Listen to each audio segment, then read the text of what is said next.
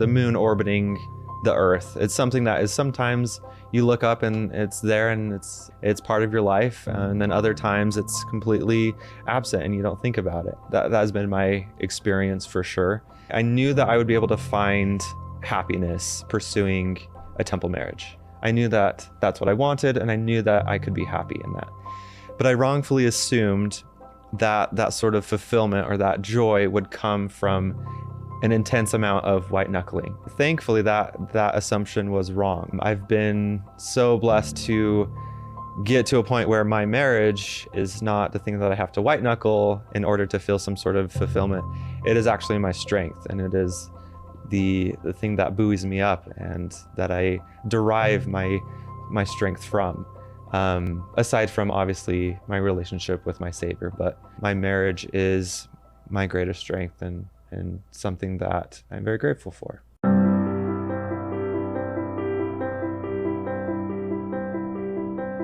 It's another podcast episode in the studio, and today I get to welcome in Skyler Sorensen. It's a long time coming to have Skyler in the podcast, and he is the author of Exclude Not Thyself, Thriving as a Covenant-Keeping Gay Latter-day Saint. And we get into what that thriving looks like. Is it even possible as church leaders?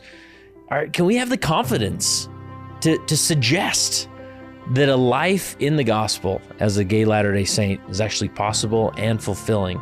And these are messy conversations. As you know, we've done a lot of these around this topic, and we never try and shy away from any topic or any guest. We jump into this conversation talking about Skyler's journey as a youth and kind of coming to terms with his gay identity and his same-sex attraction and what that meant for his mission and his life, and then what led him to actually get married in the temple to a woman and has a beautiful family now.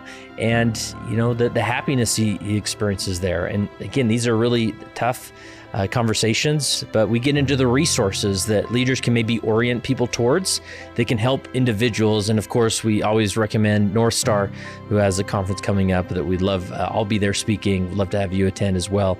And then just a hopeful message, you know, in all the mess of some of these conversations and the disagreement and the different approaches, we just want to project a message of love, of encouragement, and the validity of the path of in the gospel of Jesus Christ. And so hopefully you appreciate this. You'll pass this interview on to others that can benefit as well. So here is my interview with Skyler Sorensen, the author of Exclude Not Thyself, Thriving as a Covenant-Keeping Gay Latter-day Saint. All right, I want to welcome in Skyler Sorensen to the studio here. How are you? I'm great. Cool. Thanks for having me. Now, you are actually used to this kind of setting, helping out with podcasts behind the scenes. If people don't realize you're involved with probably a lot of things that they've seen online? Yeah, so I have my own, used to be podcast, now YouTube show that I do on it's called Sit Down with Sky, Finding Truth in LGBTQ Conversations. Mm-hmm. So it's my effort to explore truth within this conversation in a faith context. And then I also do my day-to-day is I manage the video side of an organization called Scripture Central, where we're considered an independent advocate of the church. So we are independent, but we create church-related content for the web and all sorts of things. And it's so I'm involved in this feels very comfortable, very at home. Yeah. Yeah, we're both on Team Independent Advocate with the church, and it's been awesome working with Scripture Central, and we're always helping each other promote their stuff or whatever it is, project I'm sure or conference. Your audience probably knows Scripture Central more than people I'm used to talking to. Right, so. for sure. At least I hope so. If not, they should check it out because you guys do some great stuff. So this is maybe typical of a leader experience here. Is somebody maybe comes into a bishop office, moves into a ward, and I'm like, okay, Skyler here. So do you consider yourself gay? Do you say same-sex attracted? I mean, how do you frame your life experience there? It's a great question. It's a little bit of a mix of both. I use the label gay to explain my experience with same-sex attraction, I guess is the best way to say it. I don't have a lot of stake in the label. It's not one of my core identities. Like President Nelson has said, our core identities should be disciple of Jesus Christ, child of God, child of the covenant. And I really tried to have that balance while still, I don't know, I'm okay getting rid of the label one day if it doesn't continue to feel resonant with me. Yeah. But, and in the context of these type of discussions, sometimes it's easier to just quickly use a term like gay. Yeah, or, it's an easy way. It's a shorthand, and it has pros and cons. Yeah, but nonetheless, I think it's always beneficial to just ask where people are coming from, what they prefer, and go with that, right? Yeah. Cool. So was there like, and then some people may be familiar with your journey. We'll maybe put a little bit of that in the introduction. But so you're married to a woman with kids, and I am. temple sealed, and all those great things, right? Was there like a moment where you thought that would never be part of your journey? Did you kind of just suddenly wake up like, wait a minute, this may happen? Like, what was that journey like? I was thinking about this the other day because my answer used to be yes, that I was worried that I would never have that. And I think there's some truth to that. There's always the worry, just looking into your future. There's always the fear that you're not going to find what you want. But I'm also a very naturally optimistic person, sometimes to a fault. I drive my wife Amanda nuts sometimes with how optimistic I am. And but because of that, I think it has served me in some ways. Because of that, when I pictured my future as a teen, as a adolescent, I always pictured a wife and children of our own. And I never really truly entertained the idea of not getting that. Mm-hmm. It was always my goal, always what I wanted.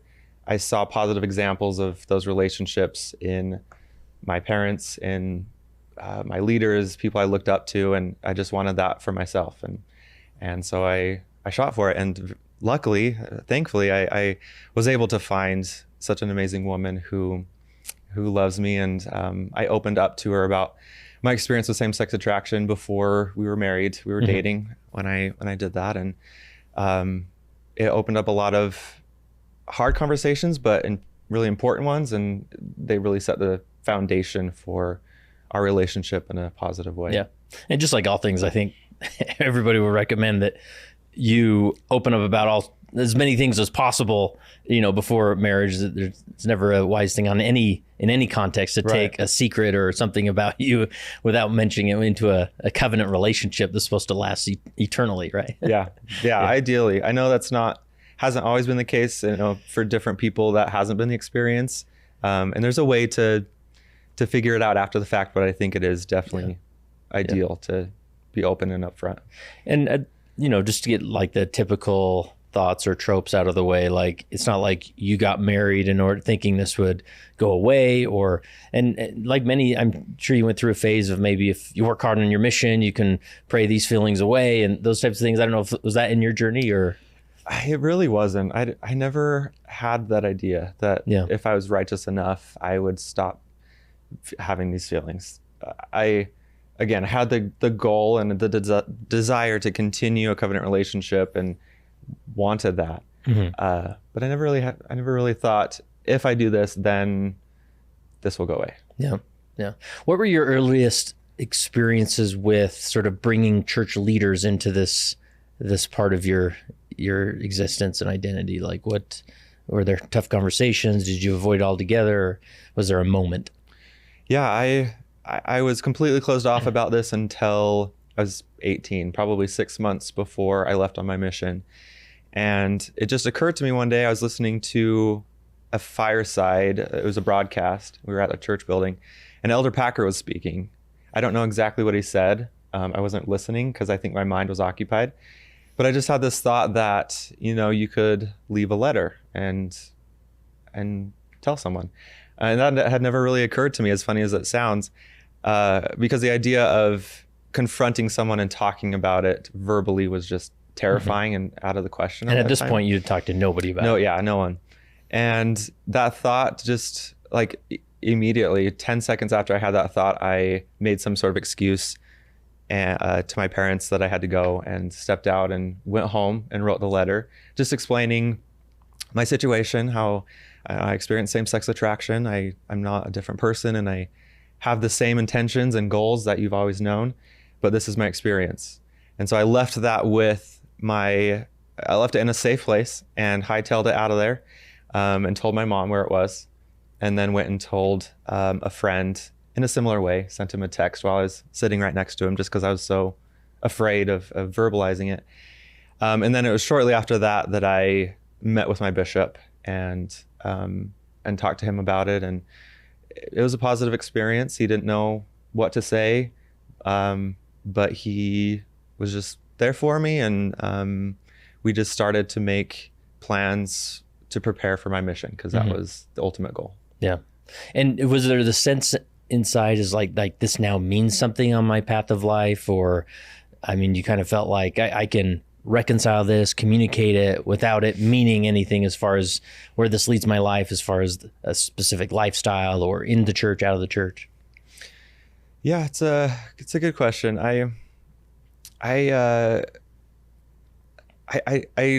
There's always the temptation to pursue that lifestyle, to find, to pursue dating men. That was always obviously the temptation that's tied with same-sex attraction.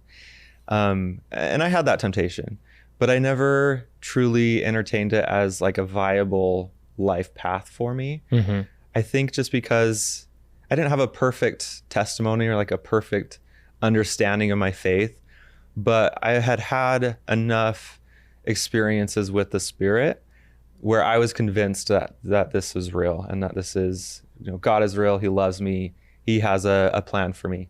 And part of that plan is an eternal family, specifically for me. I always have the caveat that we might talk about this in a bit, but pursuing, you could call it a mixed orientation marriage, or pursuing marriage to a woman as someone who experiences same-sex attraction, it's not a prescription, or may not be the life path for everyone in my situation. It's very individual.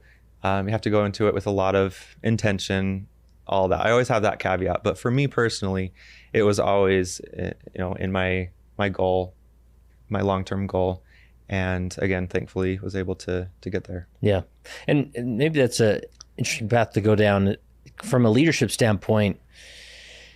Covenants and ordinances, obviously church leaders, formal church leaders, especially those with keys, are, they part of their role is to facilitate these ordinances, right? And this is always a tricky one for me, because I completely understand sort of saying, hey, your path is your path. Like, nobody should dictate to you the 5 steps you should take or whatever. But however, we have this strong theology when it comes to covenants, and one of those covenants being sealed to, as a family and in marriage. And so sometimes it's hard for leaders to really know what to do. Like, well, I don't want to just like say, well, yeah, this is a valid path. I mean, it's there if you want it. When in reality, it's like, no, like God has restored these things. Like there's power, there's hope, and there's encouragement and grace and deeper relationship in this path. And so sometimes they get stuck in this place of like, I don't want to recommend it, but it's really good. What thoughts come to mind when you hear about that dynamic? I just think of,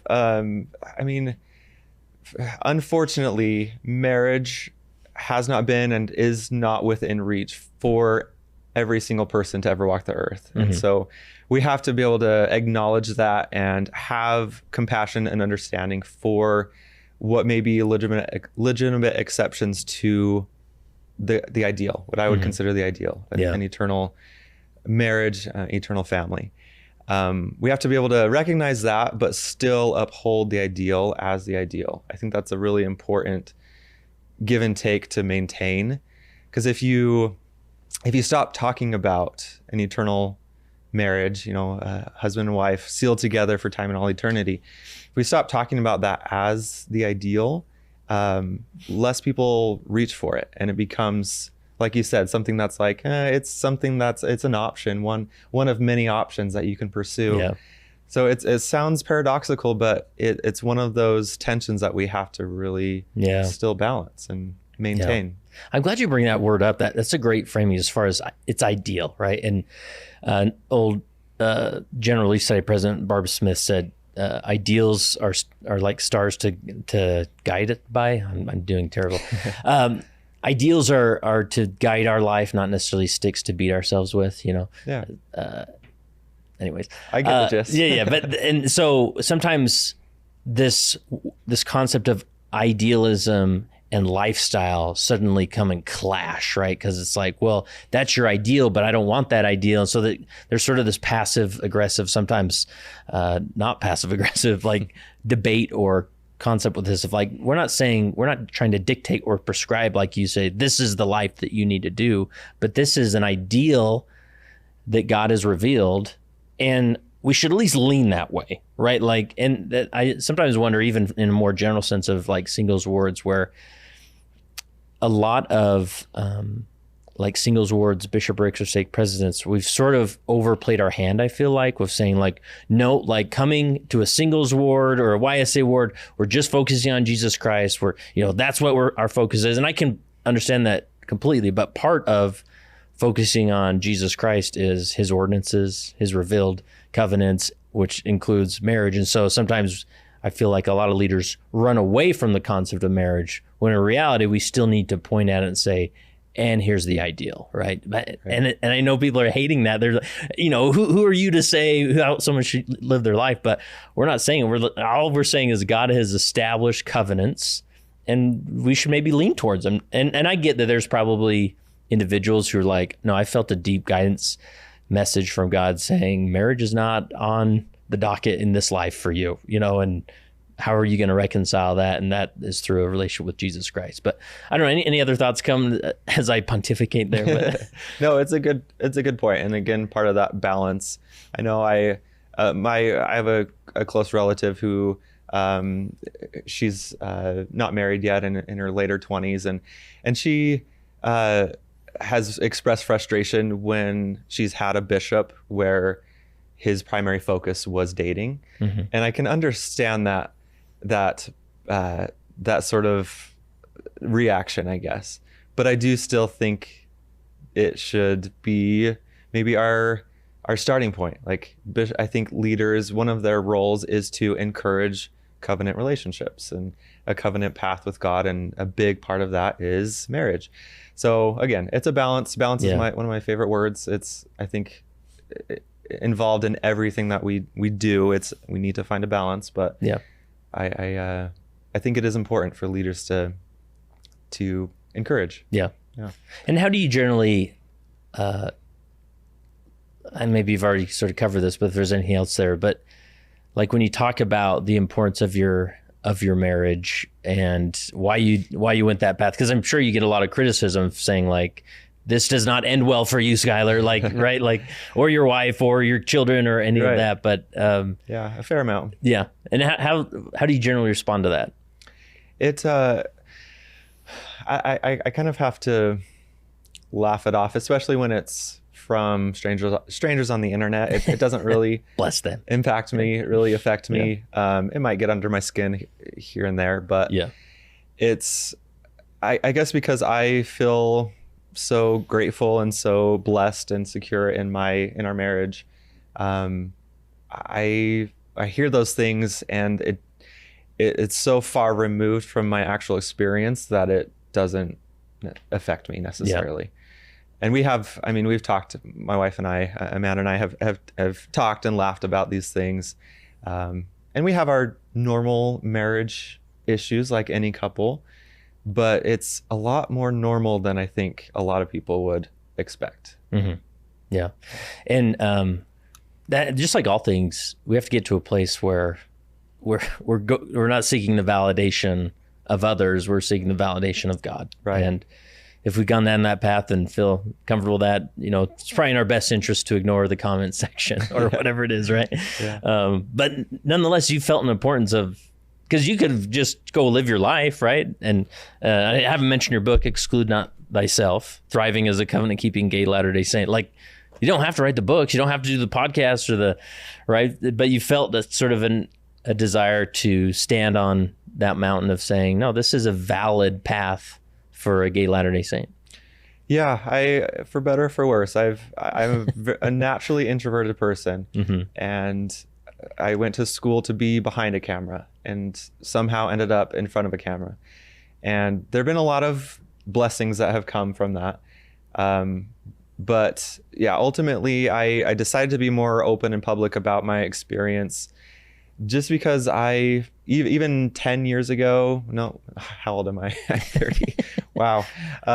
15 years ago, when I was, a teenager growing up wrestling with these things, there were far fewer resources. Yeah. And there were a few things that my bishop and LDS Family Services therapist recommended that were somewhat helpful, but really nothing. And so part of the reason why I wanted to be more public and open about it is just out of obligation that I feel to a younger version of me, or someone going through something similar who is starved for resources. And at this point, there are quite a few resources, a lot more than there used to be, which is kind of a mixed bag. It's good and bad. I think there are far more resources, but we have to be a lot more careful about which ones we utilize, just because there's an influx in resources, it's going to be a mixed bag. Yeah. So we have to be more careful. But yeah. And maybe as we launch in that, as far as understanding more resources out there or how to find helpful resources, maybe focus on just that tension. And I have so much empathy for families, for individuals, for loved ones. I mean, I have loved ones in my extended family who are LGBT. And so it's like we're placed in this tension of like the restored gospel that we believe so deeply in, and the path of traditional marriage. And, even it's one thing for general Christianity to have this belief in traditional marriage, but we've like taken it up to a new level of like, no, it's not just something we do. Like, this is an exalting practice that we do in temples that are, we spend a lot of money and effort to build and all these things. So, but suddenly there's this tension of like, man, but here's my son, my daughter. I've witnessed them grow up. I remember them as kindergartners being so sweet and loving, and now they're, in the messiness of life, and they don't feel a place in church. And so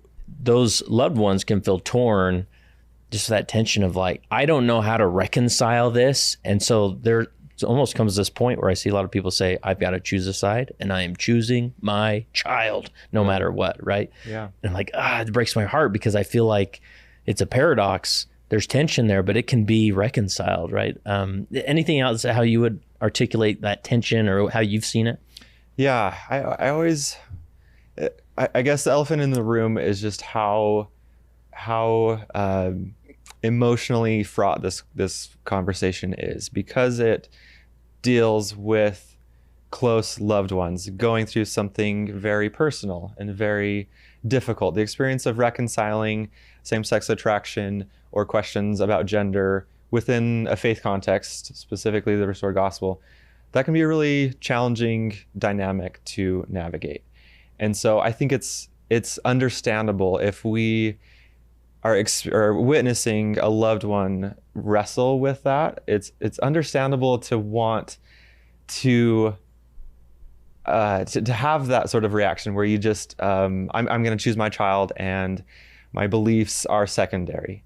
It's understandable to have that reaction, but I think, like you said, it may sound like a paradox, but I think the reason that we uphold our values and we stay connected with Christ and we advocate for the covenant path, the reason we do all of those things is out of love, and is because we want the success of others. And again, life is messy, and we have all these experiences that throw wrenches in our plans and make things not quite as clean cut as we'd like them to be. But I think there is a way to maintain a real and genuine relationship with a loved one while having fundamental disagreements about different lifestyle choices that are related to this sort of issue. Yeah. And it's a balance that I think in modern culture, we really tie beliefs to people and see them as kind of one and the same.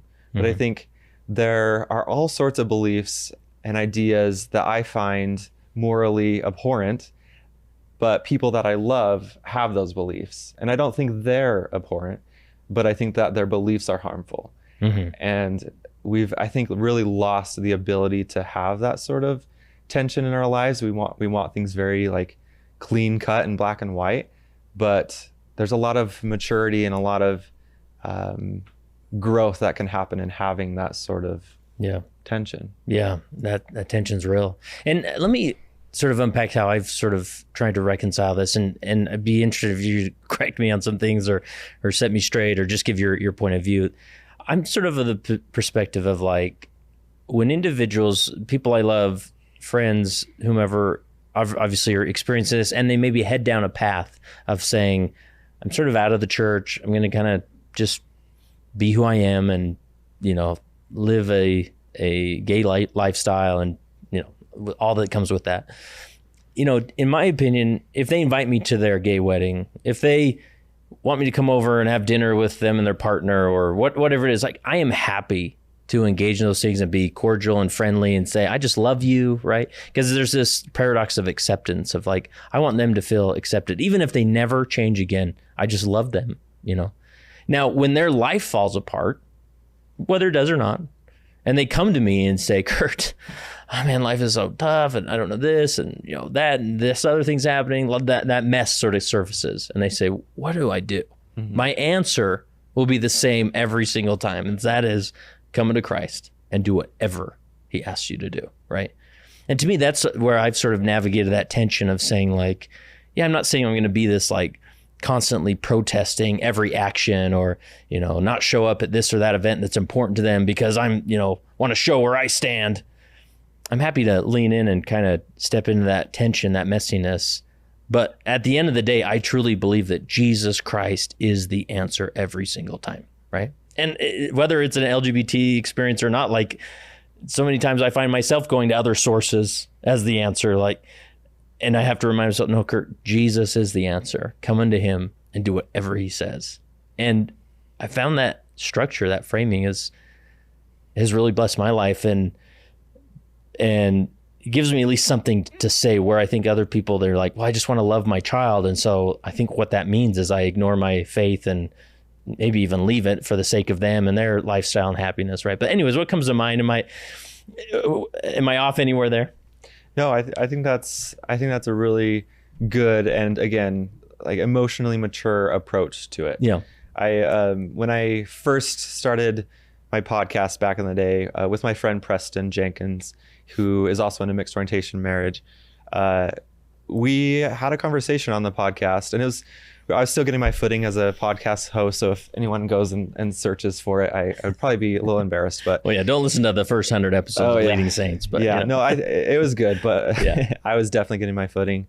But we had this. We actually disagreed on this, whether or not, if we had a child who experienced same-sex attraction or identified as gay and was marrying someone of the same sex, would we go to their wedding? And I said yes. And Preston was more on the probably not side. Mm-hmm. And we had that conversation, and my general take was just that I want to leave the door open, and I want to keep that relationship intact, and I want to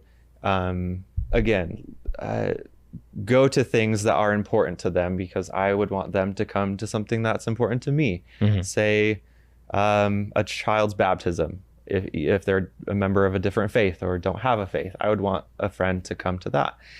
And I understand the other side of not wanting to actively celebrate something that goes against your core values. So I have sympathy for the other argument, and mm-hmm. don't think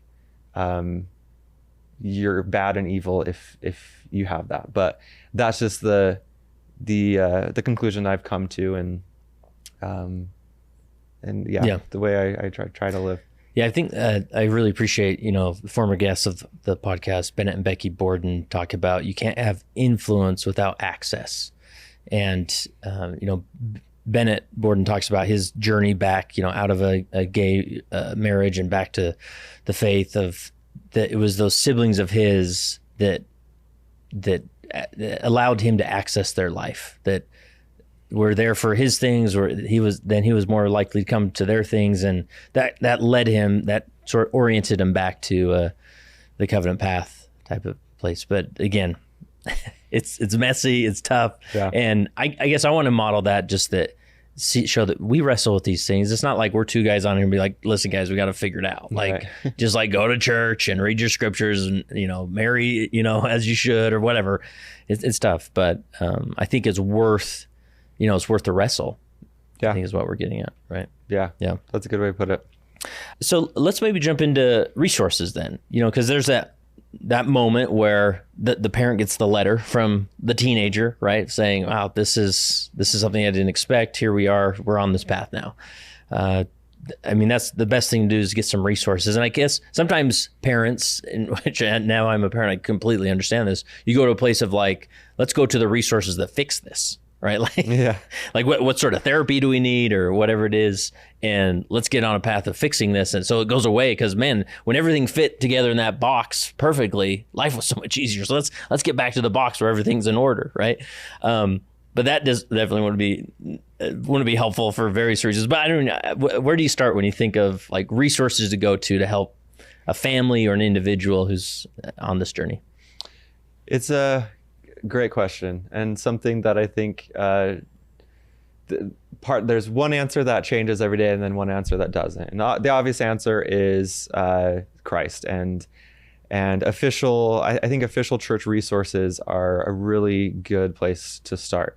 I think sometimes in this conversation, I've heard a lot of frustration with church leaders who, I guess I've heard from members of the church who feel like church leaders don't say enough about this topic and don't provide enough like fully faith-affirming resources to wrestle with these questions. And I understand that, and I would always welcome more.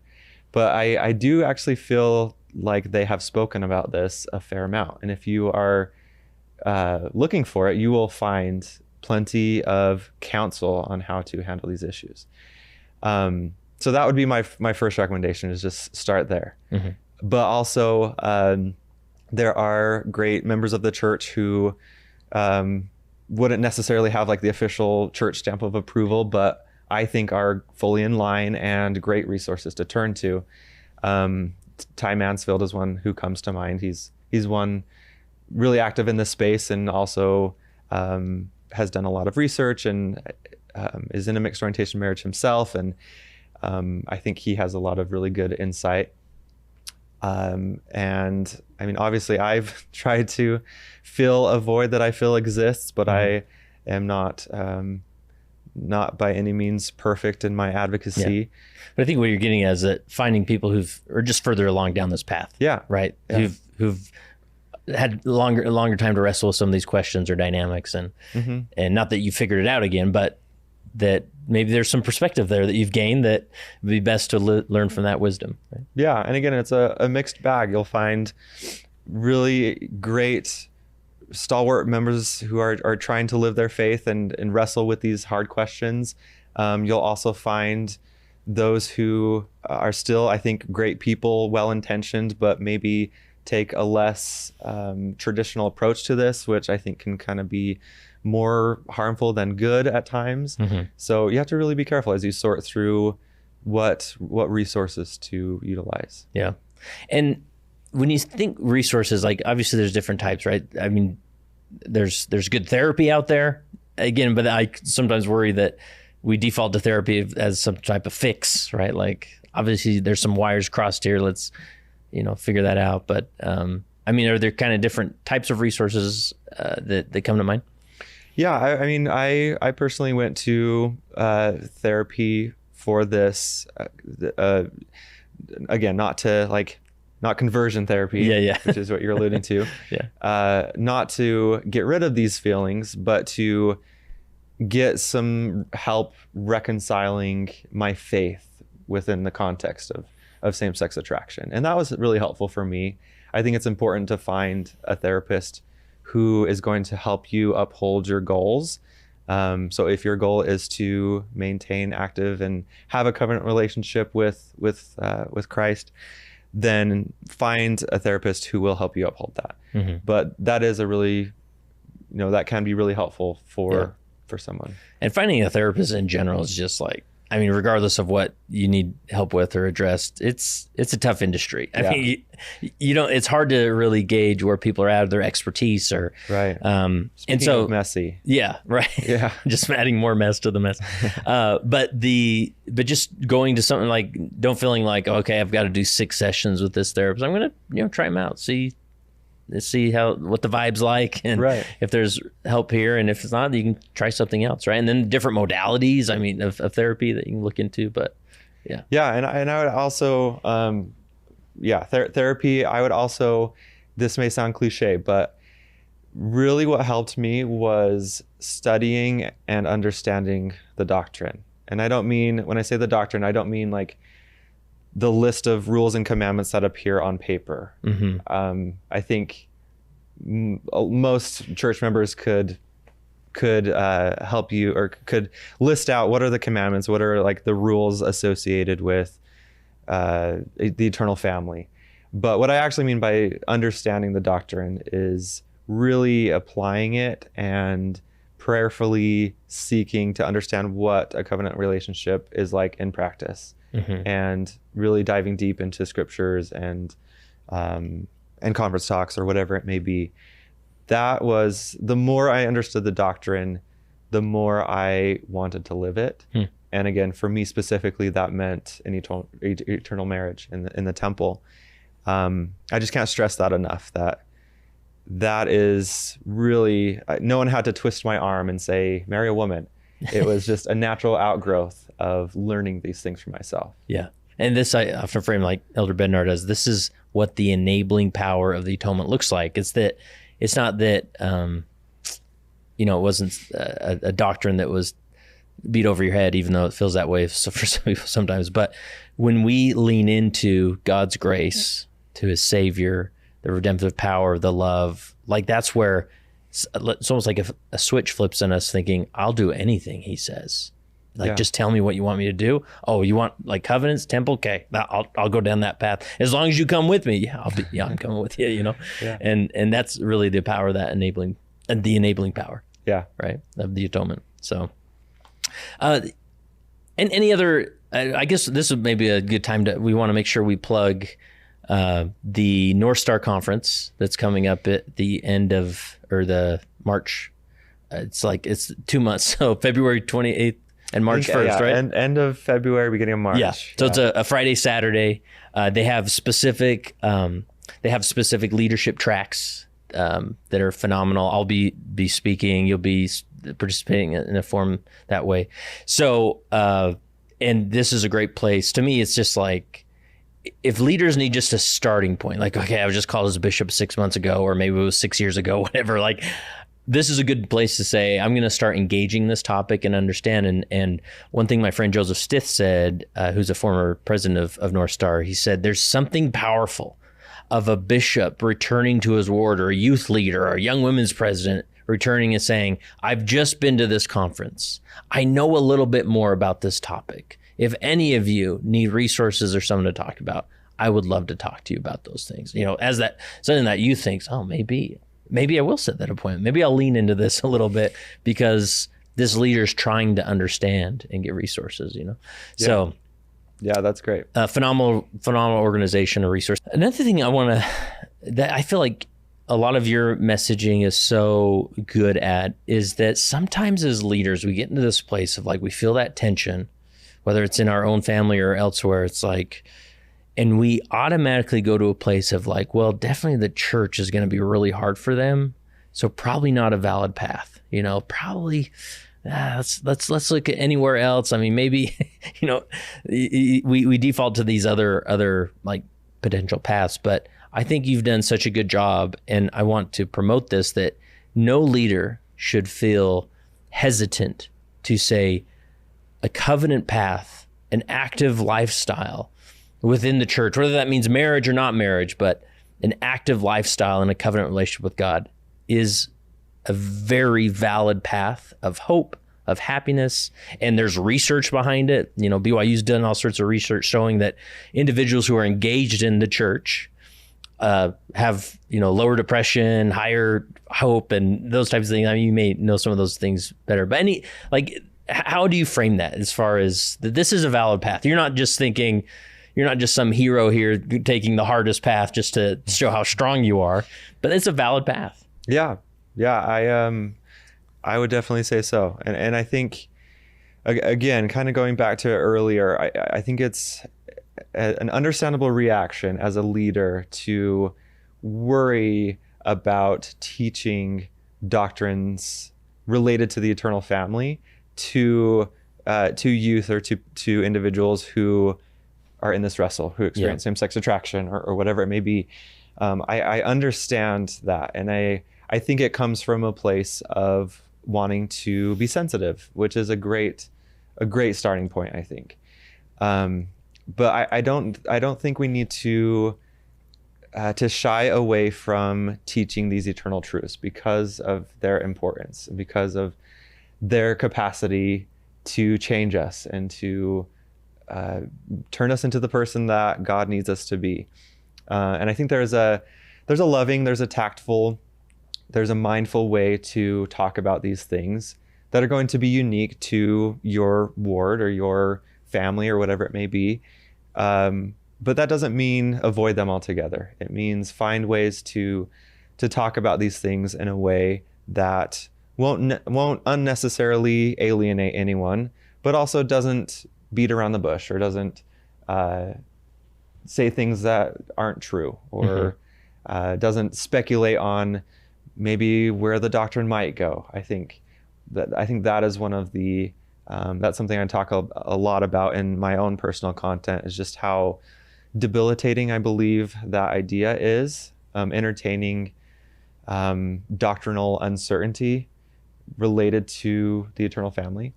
I think that's such a debilitating, I use the phrase like religious paralysis. It just, it's kind of like dangling a carrot and saying, this might change. And so frame your life around that uncertainty, I think is a really, really poor way to look at it. But again, teach it with love, but teach it like Elder Holland has said. Defend our beliefs with compassion, but defend them. Yeah, I appreciate that concept of like dangling the carrot, of like that you're doing some type of creating hope of like, hey, don't worry, like in the afterlife this goes away, or even old school when they're like, just get married and it'll somehow go away, right? Like that's not appropriate. You're not instilling hope. It's fake hope, right? But even on the other side, there's some people saying, well, just hang out, like the church will change, right? Like gay temple marriage will happen, like I think we just need to, again, that we get rid of all those messages that we don't really know, right? And therefore, but what we do know is that there is peace in Christ. Like his burden is light. Like take his yoke upon you. Like that is the path, Well, an analogy that I've used in the past is just imagine if, speaking of therapy, if you go to therapy and you're talking with your therapist and you come up with a plan of action to address some sort of issue you've been having, and you leave feeling pretty good and you have like a solid plan. And then that night you get a text from your therapist that says, hey, just so you know, I might actually change our plan entirely. I don't know how I feel about this plan, but just try to live it as best you can until then.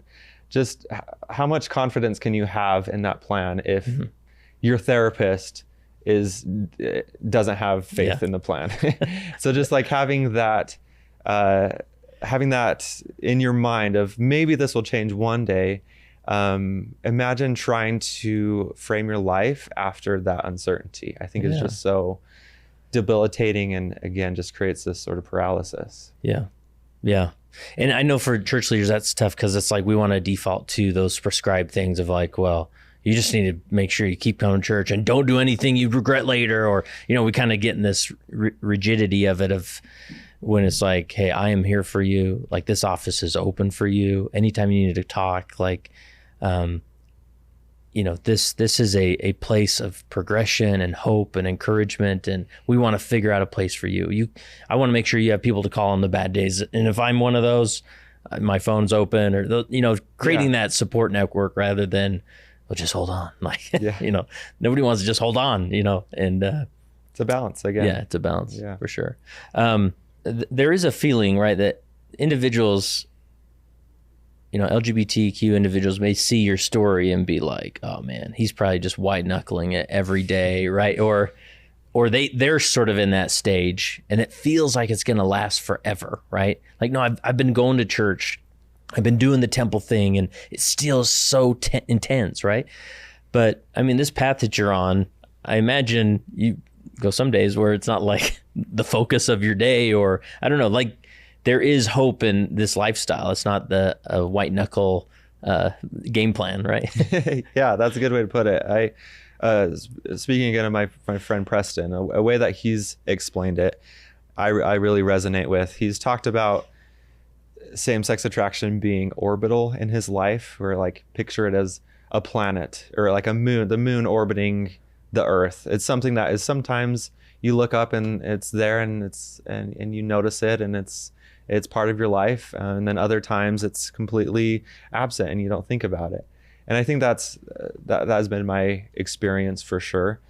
I wrongfully assumed when I was younger that it was kind of both in my mind. I knew that I would be able to find happiness pursuing a temple marriage. I knew that that's what I wanted, and I knew that I could be happy in that. But I wrongfully assumed that sort of fulfillment or that joy would come from an intense amount of white knuckling and having to just grit my way through it and eventually find some manner of joy. Mm-hmm. So that was my assumption. But I think that thankfully that assumption was wrong, and I've been so blessed and just fortunate to get to a point where my marriage is not the thing that I have to white knuckle in order to feel some sort of fulfillment. It is actually my strength, and it is the thing that buoys me up and that I derive my strength from. Aside from obviously my relationship with my Savior, but in this life, something tangible that I experience day to day, my marriage is my greatest strength and something that I'm very grateful for. Can you elaborate on that a little bit further? Because sometimes in our culture, and we'll have concise statements, almost hyperbolic statements that sound good, feel good, but when we say like in the temple you'll receive power or you'll find strength there, and sometimes people walk out and be like, I don't know, I mean, I kind of feel the same, it's like when I walked in there, I mean, I appreciate what I learned or these things, but like what does that strength look like maybe on a bad day, or not just this component of your identity, but life is hard. Is there anything that comes to mind, like what does that strength look like? Like what are you doing, or how are you accessing that strength? What comes to mind? I mean, specifically with the temple, I always feel better coming out of the temple. Sometimes better than others, just depending on how well I prepared for the experience. But what really helps me is just the eternal context that it reminds me of. Just going and sitting through a session and being reminded of the vastness of the plan and my place in it, and the paradox between how big the plan is and how much there is in the universe, but then also how much I matter to God. That is always really helpful for me and helps me to, it really just like washes away my day-to-day worries just for that small amount of time. And that always gives me a lot of strength. Yeah. Taking a moment to get out of, because again, the day-to-day can be, you can get caught up in any number of mundane or less mundane worries, but it's always helpful for me. Yeah. Awesome. Any other point, principle, concept? We do pretty good. Yeah. I think it's a well-rounded discussion. So, I guess one of the last things I want to say as we wrap up is, and this is a I hate to call it a tactic, but a practice that I often try and do as a leader is we didn't have to sit down today. could have avoided this conversation. So much easier to talk about like the best way to formulate a meeting agenda. It's like, let's talk about that all day, right? But I want to create a platform where we're willing to sit down with individuals and figure this out. Like, try to describe the mess, not to fix it necessarily. That's Christ's job. He can do that. He has that power. But oftentimes, as I would meet with an individual, or even today's, have a really tough conversation, I often say, I don't know if I handled this the right way. I don't know if I asked the right questions. I don't know if Skyler said the right things or whatever, but here we are, we're willing to talk about it. And I think there's some perspective that you bring to the table on this path, this covenant path that you're on, that I think that's worth sitting with and exploring those things. So if there's individuals out there that are about to just dunk on us in the comment section, we just love you, and we want to figure this out. We don't want anybody to be unhappy or feel like they're trapped in a religious lifestyle that is causing them mental health damage or things. Like, let's just step back and figure out maybe another path to approach it, because it's worth the wrestle, right? Yeah. I love that. And I think, again, like going back to earlier, we talked about separating ideas from people as much as we can. There are plenty of people who have a much different perspective on these issues than I do. Yeah.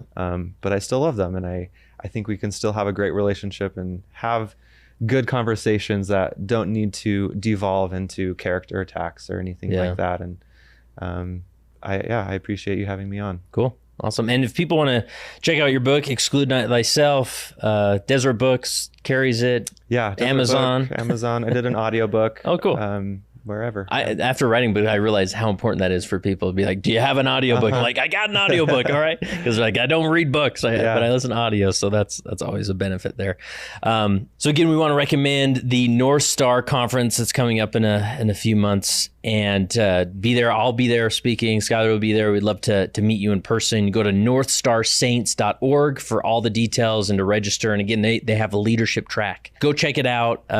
Be there. We want to get as many leaders there to really engage and ask the tough questions, and so that you're better prepared to minister to those LGBT Latter-day Saints in your ward. So, Skyler, the last question I have for you is just what final encouragement if you were in front of a room full of bishops, Relief Society presidents, young women's presidents, whatever it is, what final encouragement would you give that group? Wow. Great question. I knew you asked this question, and I should have prepared more, but I didn't. It's sort of a variation of the advice that I always give to those in my situation, those who have an experience with same-sex attraction or whatever it may be. Just the reason my book is titled Exclude Not Thyself is I think that is one of the biggest tactics that the adversary has, is convincing each of us that for whatever reason, whatever life experience we have, we are an exception to either the rule, we're an exception to have to live the law, or we're an exception to feel the love. And so I would just say, as you are ministering with those who you have stewardship over, just to remember that they are not an exception to the love that Jesus Christ has for all of us, and at the same time are not an exception to the laws that God has in place in order, for our benefit, in order for us to thrive. And so just do your best. I know it's easier said than done, but do your best to wrestle with and to maintain that balance and help those who reach out to you and who meet with you to feel that love and to understand what's required of them. But then again, how much they're loved.